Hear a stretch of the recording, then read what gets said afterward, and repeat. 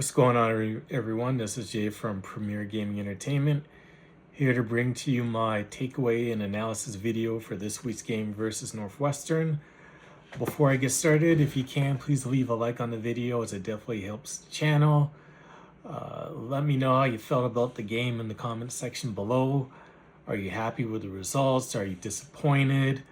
Are you shocked that we came back and won? Is the game exactly how you expected it to transpire? Let me know how you felt about the game in the comments section below. And if you enjoy my content, definitely subscribe to the channel. So, let me just say, this was definitely one of the most nerve-wracking games that I've ever watched as a Michigan football fan. I don't even know where to start with this team. I mean, let's get out the cat. I mean, not the cat's out the bag, but it's fairly obvious we should have lost this game. We deserved to lose. I kept saying to myself, especially that fourth quarter, if we lose this game, we deserve to lose. We've done everything in our power to lose. It hasn't been that, Michigan, Northwestern, don't get me wrong, they fought real hard, they played well, but at the end of the day, this was more Michigan trying to throw the game away than Northwestern playing a great football game. 5 turnovers. And it's strange, like Bryce, up until that fourth quarter, was, I thought, having his best game of the season. I mean, he didn't have the touchdown passes to show for it, but the passing game looked much improved. If we see, obviously minus the 2 picks, but if we see a passing game like we saw today from Bryce, minus the 2 picks, obviously, I'm happy where we stand with our offense, because it's well balanced, and it's when Bryce can pass the football like he did today, it just leaves more room and more opportunity in the running game. It leaves play action wide open. There's so many more possibilities with this offense if the passing game is like it was today. But it's just, man, it's just something with this team, man. It's like every week, and I was saying that in the preview video and my predictions video. I don't want to be coming on here saying, shoulda, woulda, if we had. I'm tired of saying that every time I make a video, but I have to say it again. Like, just imagine if we played just a relatively clean football game. This game would not be as close as it is. Samaj, I don't know what to say with.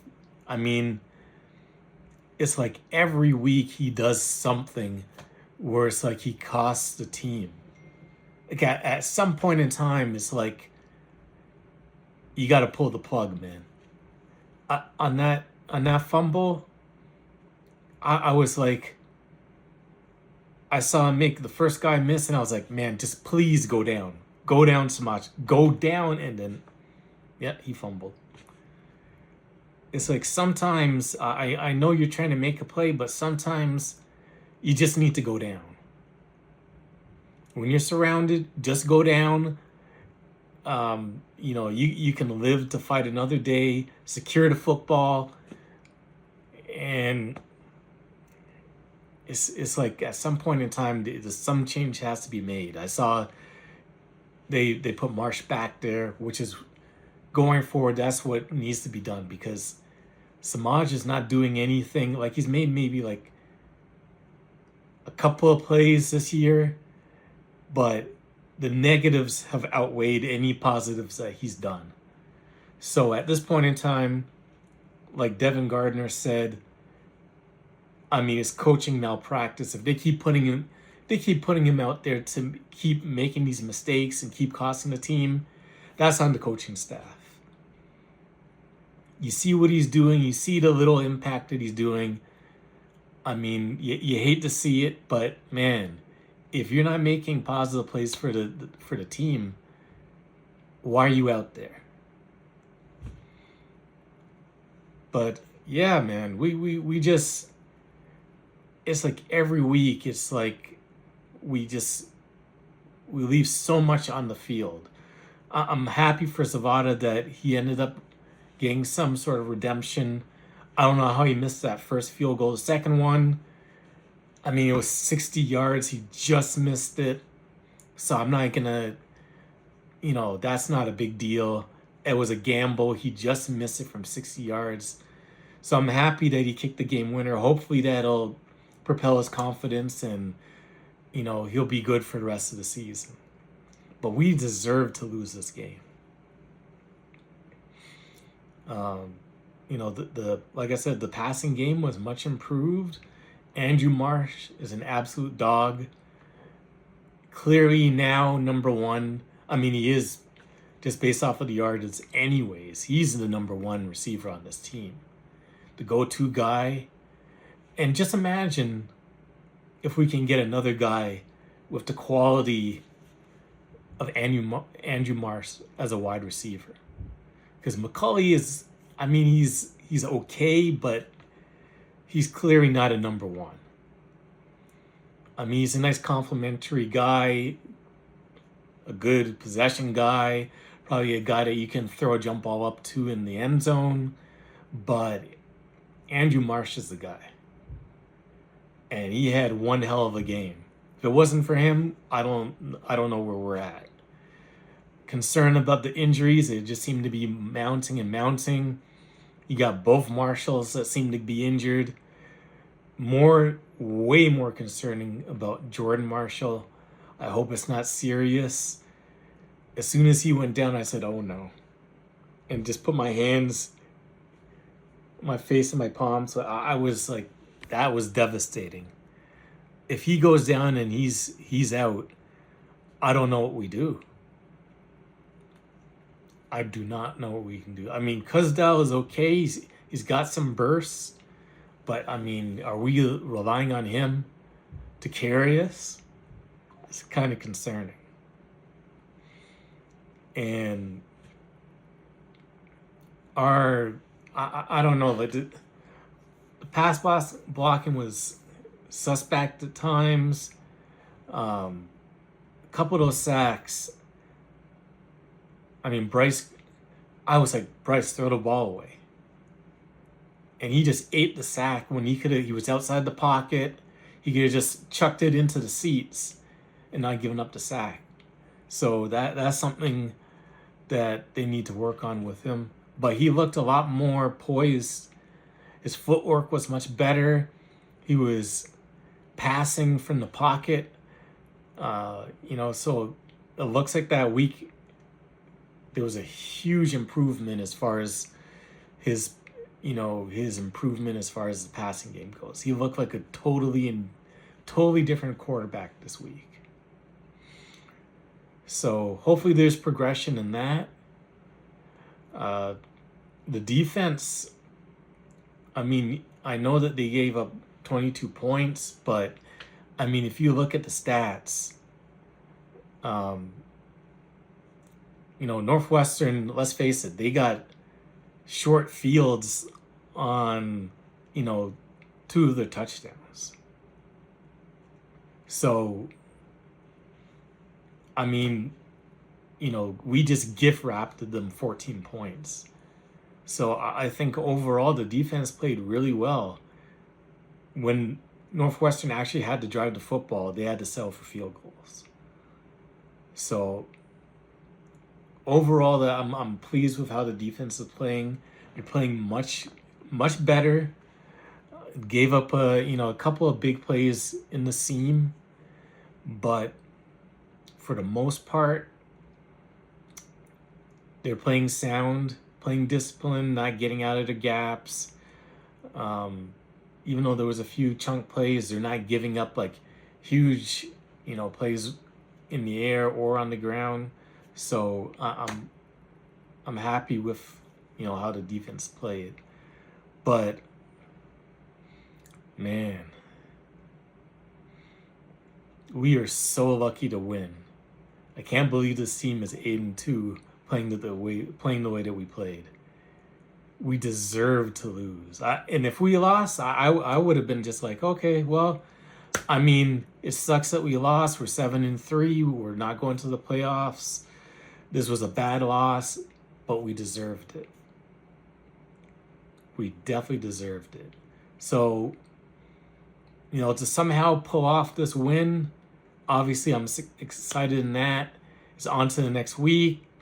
You survive. Who cares about whatever the spread is? The spread doesn't matter. What matters is whether you won or you lost, and we won. But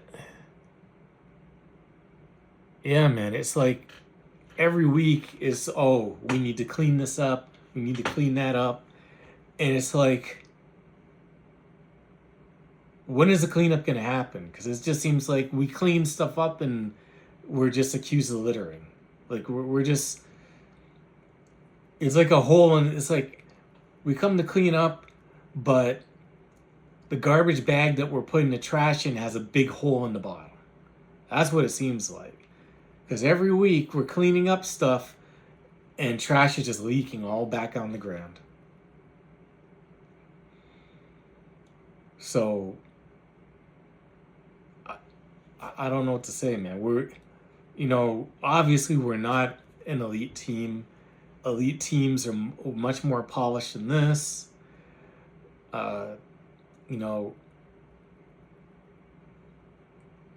Looking forward now, we have Maryland on the road.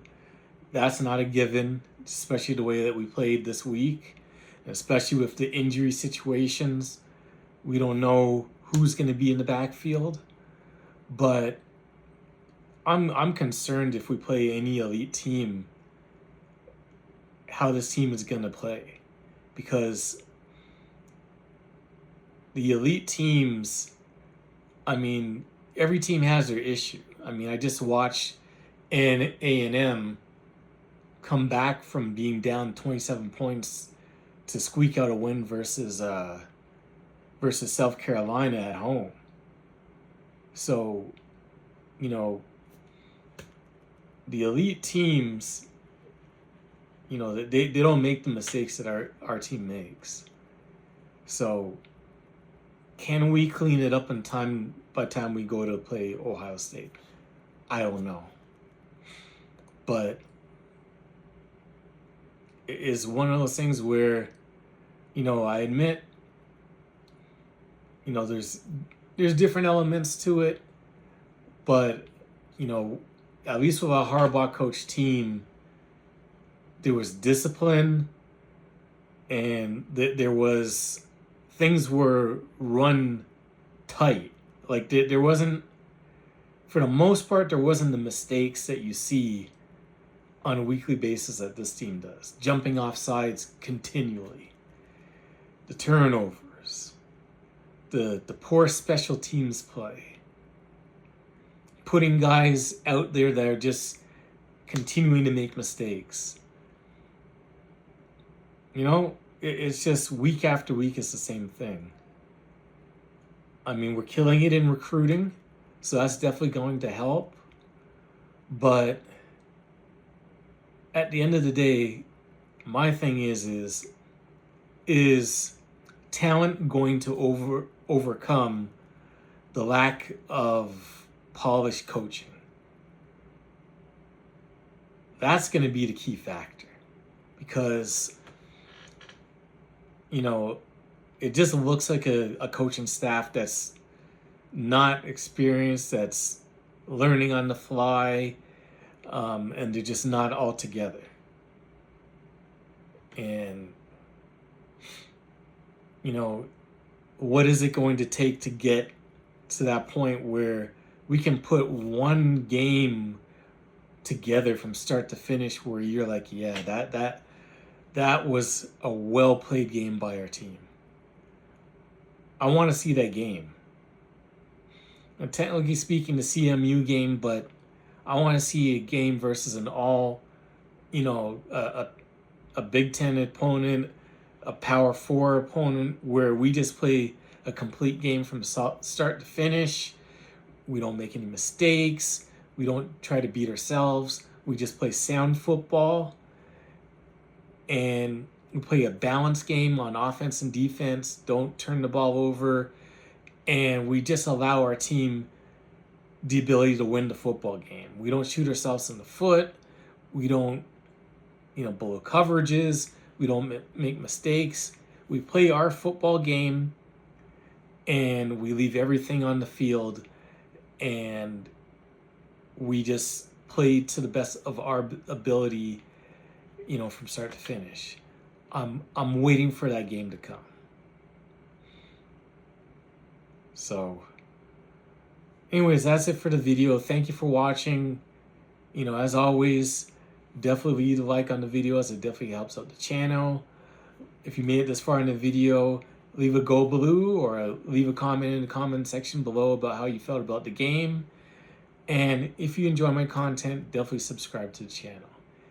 Anyways, thank you for watching, and as always, go blue.